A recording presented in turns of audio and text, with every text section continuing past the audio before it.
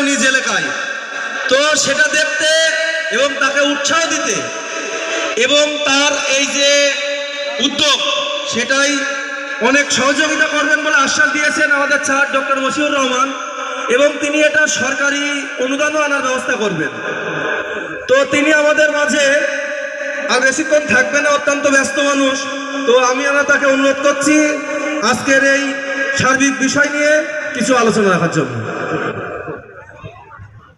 আসসালামু আলাইকুম। এখন এখানে আমি বসে আছি, এখন আমেরিকায় রাত 2টা, তার মানে এখন আমার ঘুমায় থাকার কথা। আল্লাহর কি ইচ্ছা যে কোথায় আমেরিকা, কোথায়, এটা কি সাত কোথায় না, এখানে এই আম গাছের নিচে সবাইকে নিয়ে বসে আছি। আমার কাছে মনে হচ্ছে এটা স্বপ্ন একটা। আমার মনে, আমি যে এই জায়গাটা সত্যি আমার মানে বিশ্বাস করতে একটু কষ্ট হচ্ছে। আর আমি আগে যদি বললাম যে এই মিন্টুর কথা আমি আমেরিকা থেকে শুনেছি, দেখেছি, এবং আমার ইচ্ছা ছিল আরও কিছু ফ্রেন্ডকে এখানে নিয়ে আসার। সত্যি কথা বলতে আমি ডক্টর ইউনুসকেও প্ল্যান করেছিলাম এখানে একটা হয়তো, কিন্তু এখন পরিস্থিতি বিবেচনা করে, মানে সিকিউরিটি বিবেচনা করে, সব কিছু বিবেচনা করে এটা হয়তো সম্ভব হয়নি।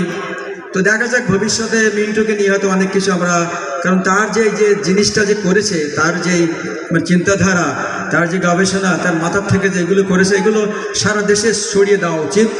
কারণ দেশ এখন অনেক কষ্টে ভুগছে, এবং এই যে হাঁস মুরগি, এইগুলো তো বেসিক নিড, ধান চাল হাঁস মুরগি, তো সেইগুলোতে এসে এর মতো যদি এরকম মডেল সারা বাংলাদেশে করা যায় তো অনেক দিক থেকে উপকার হবে। কারণ আমি জানি এখন হাঁসের দাম, একটা হাঁসের দাম কত জানি না ঠিক। তো এইগুলো যে করে যাচ্ছে, এই মানে দেশের সাপ্লাইয়ের ব্যাপারে যে করে যাচ্ছে, এগুলা তার মতো ক্ষুদ্র মাথা থেকে, এবং আমাদের মতো যারা একটু মানে সাহায্য করার সুযোগ আছে, করার চেষ্টা করে।